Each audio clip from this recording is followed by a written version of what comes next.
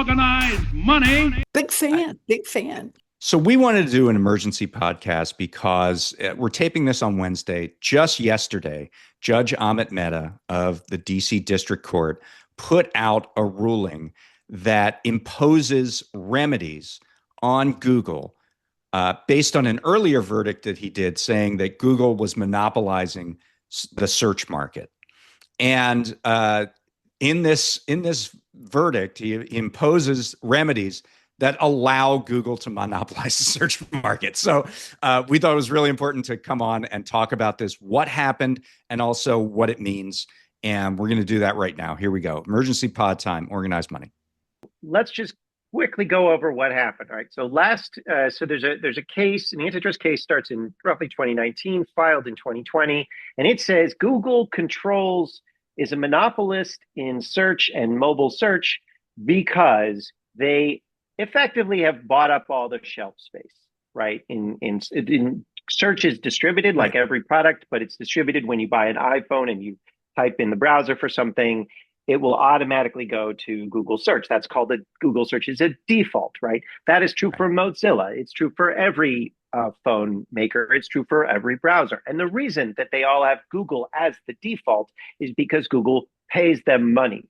It's also because Google owns Android, which is a mobile phone operating system, and every mobile phone that is not Apple uses Android. So there are all and they own Chrome, which is the biggest browser, and also Chrome is uses Google as the default because it's owned by Google. It is known as these are all known as search access points, and so effectively, Google has bought up all of the shelf space, and as part and yes, of these in theory, you can change the defaults on your phone. I changed my default on my browser to DuckDuckGo, and that's also true on my phone, even though it's an Android phone. But the reality is that most people don't do that, and Google knows that, and evidence in the trial showed that Google knows that. Right, and Google made it harder to switch your defaults. And so the net effect is search is a scale business. So if Google gets, you type something into Google search and then it knows what you click on, it can then improve its search quality based on that data. So what it was really doing is it was denying access to that data to potential rivals. And so those rivals could never create a search engine that was as good as Google's. And so that's the basic claim. It's called monopoly maintenance. And it's a violation, according to Judge Mehta. Yeah, I mean, you don't have to take our word for it. Like the judge said, yes, that Google is using its market power to maintain its monopoly, has done so for over a decade, is charging monopoly rents, and is making monopoly profits. And he ruled that last year. Now, the way that monopoly trials go is that there's a verdict on whether or not the entity is a monopoly. And then there's a remedies phase, and both sides get to say, okay, in this case, Google is guilty. Here's what you should do. Here's what the penalty should be. And they have a trial about it, both sides, Google, and in this case, the Justice Department.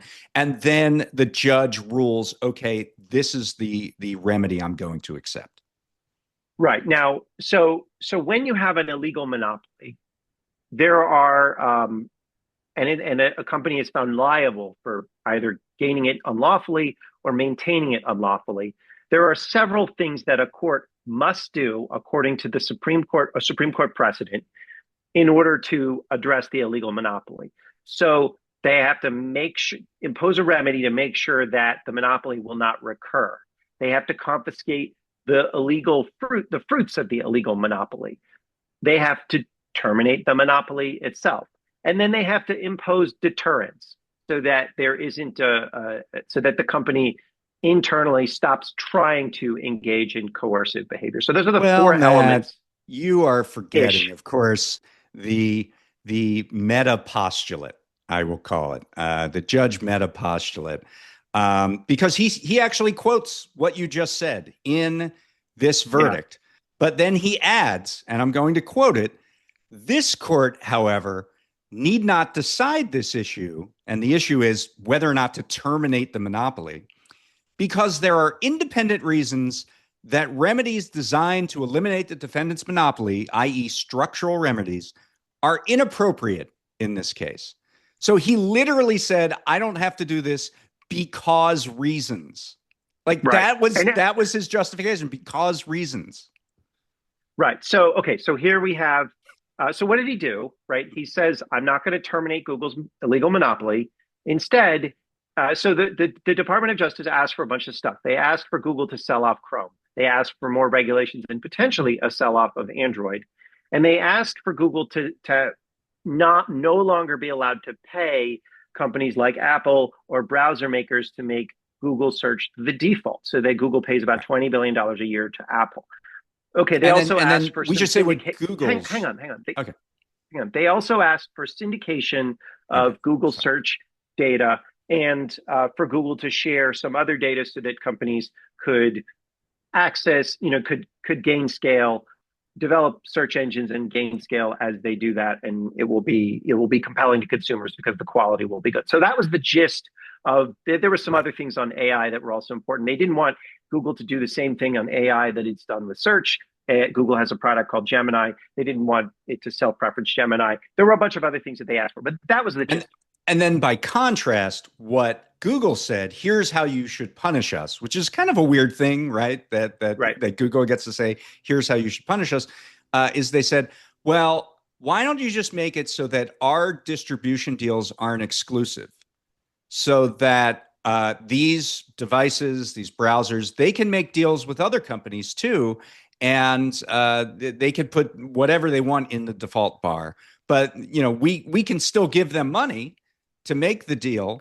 And it's in all likelihood, if you're getting billions of dollars from a company, you're probably going to want to make them happy, especially if you want to continue that contract. But Google said, well, just make them non-exclusive and everything's fine. So those were the two sides, basically, of this argument. So what did Judge Amit Mehta do? Judge Amit Mehta is a cautious guy. He's loves being, not cautious, he just loves being fancy. And who appointed him? Barack Obama. So he's kind of got that mindset of I said to you before we came on that this verdict reads like what it would be like if Barack Obama was a judge. Yeah, he's very much like, oh, I'm just a judge. I don't know anything about technology. I want to be humble and all the rest of it. Although he is perfectly willing to say, I'm going to ignore the Supreme Court's mandate to terminate the monopoly. Anyway, what he did, and I'll just explain, he rejected the DOJ. He said, I'm not going to break up Google. I'm not going to do most of the remedies. I am going to require some syndication of search and data. But I'm basically going to accept Google's remedy. Google will still be able to pay Apple $20 billion a year and all these other companies to keep the search default as Google. And they can't be exclusive, and they can't be exclusive with their AI product. But that's the gist of it. And he said, I'm going to allow them to continue to pay Apple because I'm afraid that if they stop paying Apple, Apple will no longer have as many funds to develop better phones. There's just which is like these are just poor Apple. It's crazy to say I found illegal monopolization in the search market, but I think that this totally other product that we haven't looked at all, phones, might counterbalance that. Might get hurt. Here's another amazing part. Can I just finish the gist of what? So when he made this decision, I think that the general consensus is that it was a major win for Google. Google might have lost a few battles, but they won the war. CNBC all day has been saying, big victory for big tech. Google stock popped. So did Apple stock because Apple gets a lot of money. DuckDuckGo was very unhappy. Senator Amy Klobuchar, Senator Warren, the Monopoly Busters caucus in the House, they were all saying this is outrageous. There were some right-wing groups that said it too. So this is generally understood as potentially the end of the fight against Google at worst, but a major setback for the anti-monopoly movement at best. Okay. I would say everyone has the right to be outraged by this. And the one place where you can see it most clearly is in his discussion of why he decided that Google can keep paying other companies to in these distribution deals. And I want to quote this one part because it was the craziest part to me of the entire ruling. So the judge says that these are non-exclusive deals, but and maybe anybody can get the default box, but Google has to keep paying because, otherwise Apple will be too poor to sell phones. And here's what he says. Due to Google's massive financial advantage and its superior monetization, distributors will be incentivized to stick with Google because it can pay more, thus leaving in place the very forces that effectively have made the ecosystem exceptionally resistant to change. The whole point of the case was that Google was found guilty entrenching its monopoly. And right there, the judge admits that his remedy for that will allow Google to continue to entrench its monopoly. It's one of the most amazing, cowardly rulings that I've ever seen. So I agree. Can I just nitpick one, because I know there's lawyers who listen to this show. Everyone understands guilty means they did the wrong thing. This is a civil trial, so you have to say the word liable. Liable, but liable, what guilty, Dave whatever. means is guilty. When he says guilty, is liable. So there we go. Thank you, legal. I just want to make, yes, checking in from legal. Thank you. Yeah. Since we're talking about the law, I just want to make it clear that we're nerds too. Fair point. No, I agree. I'm just saying that I'm just going to proactively go to you listeners, just a few of you know who you are, and give you wedgies. Okay. So a couple of thoughts here, because the opinion is all over the place. I mean, the Judge Mehta said in 2024, the big thing here is artificial intelligence, generative AI, which is the big thing. Right. Google says, where we face all this competition from OpenAI and et cetera, et cetera. And this he buys a big that, part of the right? case. So this is what's interesting is he's totally incoherent on it. So in 2024, he says, there's no evidence that generative AI has affected Google's monopoly. It's obviously a big deal. And the reason is because, these generative AI models, they hallucinate, they have all sorts of problems. But if you link them to a search engine, then all of a sudden a generative AI model can use a search engine and it's way better. It doesn't hallucinate as much. Right. It can look for things. It knows stuff. Who has that search engine? Well, yeah, but also if you train an AI model in December 2024, it doesn't know anything that happened after December 2024. But if you give it access to a search engine, then all of a sudden it does, right? So it keeps learning. Right. It's peanut butter and chocolate to have a search engine and a generative AI thing together, which makes Google's search engine really, really important. And so in 2024, he says generative AI has not affected or has not hindered Google's monopoly in search, and it may not, and there's no indication that it will for a long time. And then in this case, like in the remedy case, he says, I think that he still says it hasn't affected general search. In fact, it has sort of strengthened their position in general search. But the fact that there are all of these companies that are getting so much venture capital money and so much money from Wall Street means that maybe they can actually outbid Google for these search queries. So I think that the world has changed. And even though Google still has a monopoly, even though generative AI is clearly affecting things, but it's not affecting general search, it is a completely incoherent approach.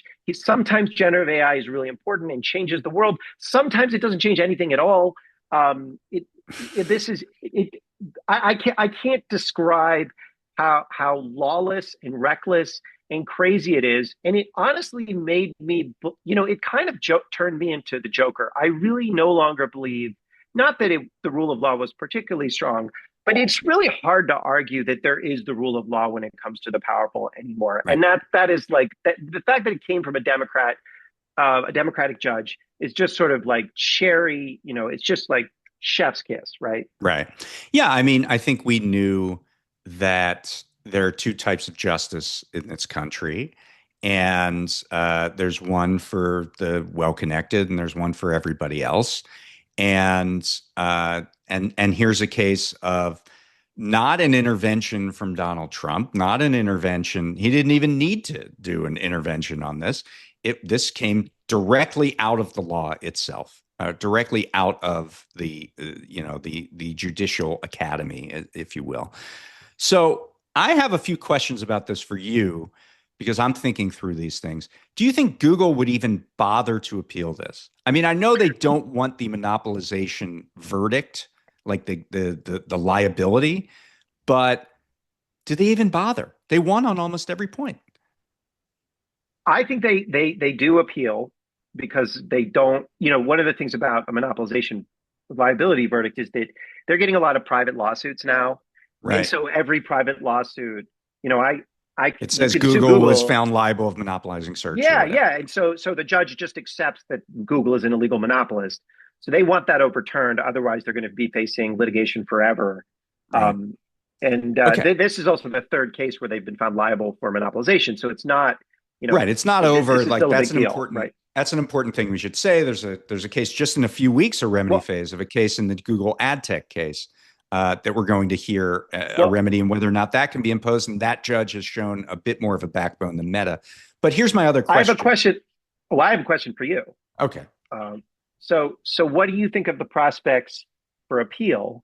And then what do you think of the prospects for appeal from the state attorneys general, who are largely Democrats that were also the quieter plaintiffs in the case? That was what I was going to ask you. Yeah, But well. you've turned the tables, good sir. So, I think it's somewhat unlikely that the Justice Department is going to appeal. I read Gail Slater, she's the head of the Antitrust Division. I read her statement as very wishy-washy and didn't look like it was one way or the other. And meanwhile, Donald Trump is out, getting fines for Google delayed at the EU, literally lobbying the EU not to fine Google and threatening tariffs on companies that raise taxes or increase regulations on big tech.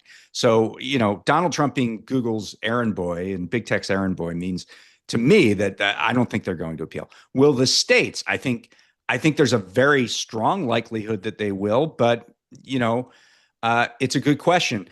Phil Weiser, who's the AG of Colorado, is running for governor. It might be in his interest to be crusading and take on a powerful interest in this way and appeal the case and use that to try to become elected. So that's a possibility. I think it would be interesting to have both sides appeal the ruling, and what the prospects of that are. I guess this goes to the DC Circuit then, which also has a lot of, it's heavily Democratic. There are a few Trump appointees on it, but mostly Democratic, I think. And also has a lot of people that come out of kind of the whole, milieu that produced Judge Mehta, I think. So, the question is, would they come to a different determination, or would they be afraid to govern? Would they? I mean, the key point to me of this ruling is fear. The judge was afraid to follow the law, follow what is actually necessary to terminate monopoly and actually do change the market and disrupt the market in whatever way. He didn't want to be held accountable for businessmen yelling at him or people in country clubs yelling at him that he ruined everything. And so it was really driven by fear. And I think a lot of judges are driven by fear, actually. They want to make the least disruptive ruling possible. And it's a real pathology to me. And I think that, it's going to be hard. Maybe it's possible that other judges look at this and say, you didn't follow the precedent. like what are you doing here? This is all completely internally incoherent. But I think, I don't know. Here's my other question for you. Do you think, because you've talked about how the law is the law and judges are judges and they have their own way of doing things, but that public pressure can make a difference, that the public can sort of make itself known and really change the way the law is interpreted. Do you think this is a trigger for something like that?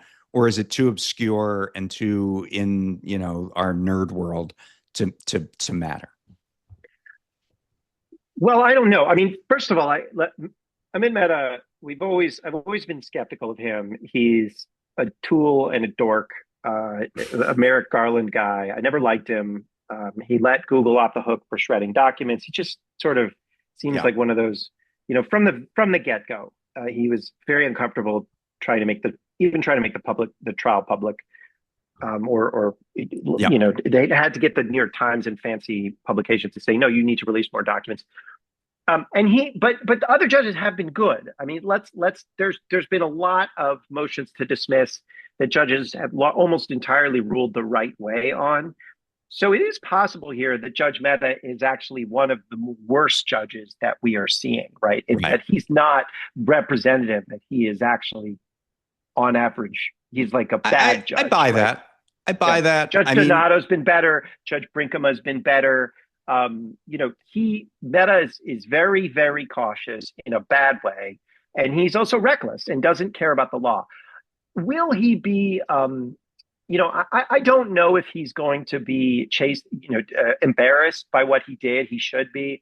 I think he definitely he wants to be promoted as a lot of people do. I will certainly make it clear that he does not particularly care about the law. He is fairly reckless.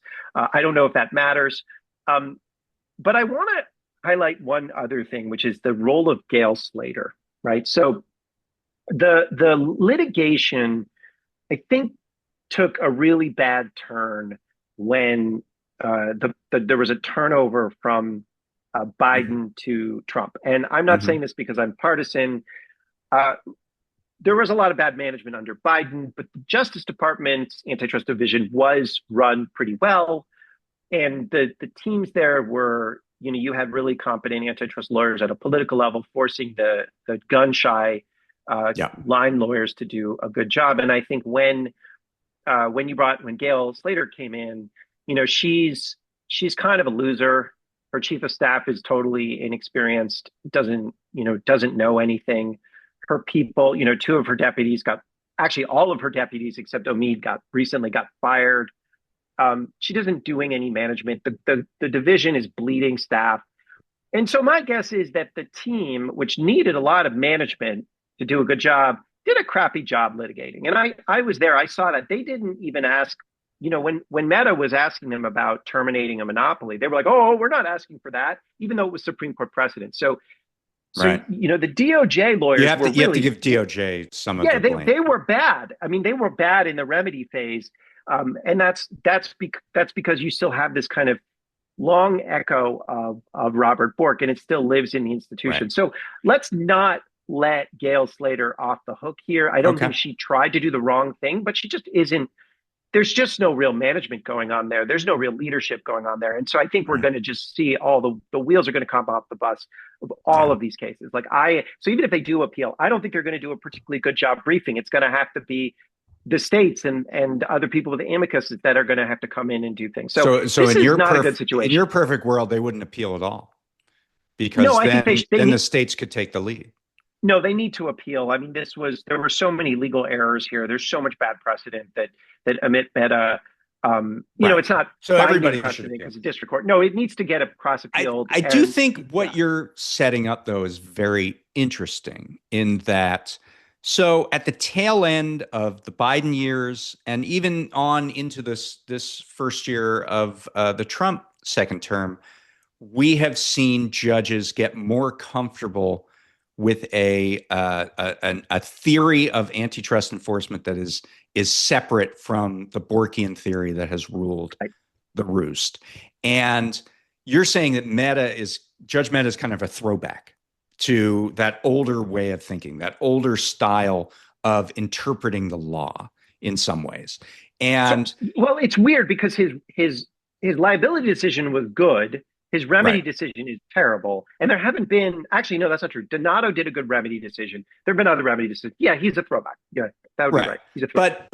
But this kind of dichotomy is happening on both sides. It's happening among judges. So judges are wrestling with these changes. And then this turnover of the prosecutors, they are also, in different, there are different ways in which they're looking at the law. So Mehta could just be a weather vane. When Jonathan Cantor's Justice Department argued before him, he's like, oh, they sound very, very intellectual and important. And so I will write the liability decision, in their favor. And then when he got other people up there who were maybe as afraid as he was, then he's like, oh, okay, well, I have free reign to then not rock the boat too much. So I don't know. Is that something similar to what you're thinking? Let me throw a legal concept in here that I think is important. And so I'm going to talk for a second, right? So what Meta is really looking at, and what the Google lawyers and the DOJ lawyers were looking at, was the Microsoft decision in 2001. This was an appeals court decision that overturned some, but not all, of the liability determination from Microsoft and overturned all of the remedy. Now, in that remedy decision in particular, the DC Circuit Court just decided to ignore Supreme Court precedent and adopt wholesale the arguments from a law professor named Herb Havenkamp that he's just invented all over the decision. He is all over the decision. Yeah. So he was cited 23 times, and Herb Havenkamp is kind of like the reincarnated version of Robert Bork. He writes this treatise, which is terrible, that a lot of judges and lawyers cite, and the DOJ loves him, and he's just super establishment. And he is used to consult, I think, for Google like 15, 20 years. He's a bad guy. But what he said in the treatise at the time that the Microsoft decision was happening was there has to be a very clear connection between the remedy and the initial behavior that was monopolized. And this is not the precedent. The precedent was, once you become an illegal monopolist, you can really dominate an industry and do all sorts of crazy things. And so it's the job of the judge to figure out the roots of your monopoly power and just take it apart. It doesn't matter if they foreclose the specific road you use to become a monopolist. They need to get rid of the monopoly. And Herb Havenkamp wrote in his treatise and said, no, actually, the only thing the judge has the authority to do is address the specific road that monopolist used to become a monopoly or to maintain its monopoly illegally. Completely made up, not situated in any precedent. But the DC Circuit Court, first they made fun of it, then they adopted it as a standard, right? And so that is where, now that's just in one DC Circuit Court opinion. The Ninth Circuit just ruled in another Google decision that they kind of ignored it and said that doesn't matter. The judge has wide discretion.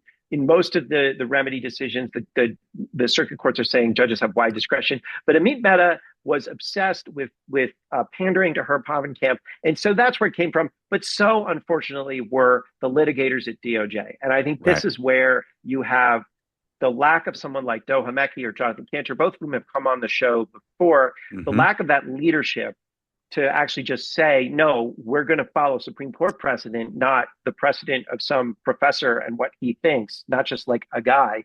That's really what we're missing. Right. So I think you're talking about like sort of a moment of transition. So you have these judges, who aren't all very aligned and are looking to please or looking to not disrupt.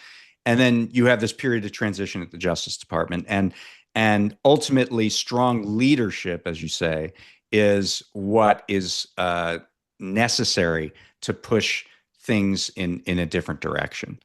So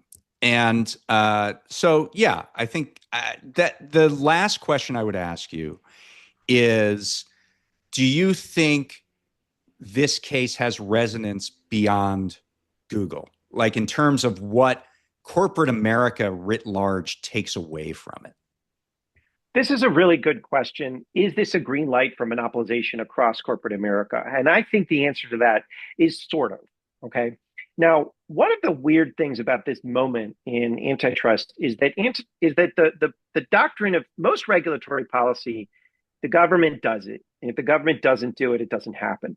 But antitrust, you have a lot of private cases, right? So if I'm a company and I want to sue another company for monopolization, I can, right? So Google has lost 3 monopolization cases. One of them was brought by Epic Games, a private plaintiff.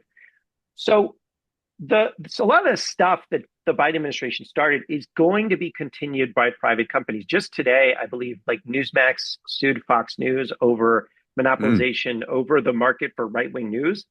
And it's I haven't looked at it in depth, but it doesn't seem like a crazy case. And, So clearly corporate America is got, there's a bunch of lawyers out there pitching corporate America on going on offense with antitrust. So in that sense, it's the genie's out of the bottle. It's too late for them to roll us back to the Obama era or the Bush era, or sort of the Bork era. But in another sense, it's pretty devastating to the anti-monopoly movement to put so many resources and so much effort and say, Google is going to be our poster child. We're going to have a post-Google internet. And then because of this judge and bad leadership from Gail Slater, not the worst leadership, I don't want to overstate it. She didn't pull back on the case, but she just didn't manage it well. It's pretty devastating. I think corporate America is no longer afraid that the government is going to come after them for antitrust violations, but they are concerned that states might and that private litigants might, and that's not something that they were concerned about 10 years ago. Right. So that would be my answer. It's not a total green light, but it is a yellow light. We've got a few years of transition until there's possibly a new regime in place that might have some different thoughts about how they manage antitrust enforcement. All right. Yeah, well, this is a good discussion, and obviously we'll be continuing to follow the travails of organized money. So check us out next time. So our next episode, we got something actually really special, which is an interview with Senator Elizabeth Warren. And we actually asked her about the Google case. And you can tune in next week for that and the rest of our interview with Senator Elizabeth Warren on organized money. Big fan. Organized money.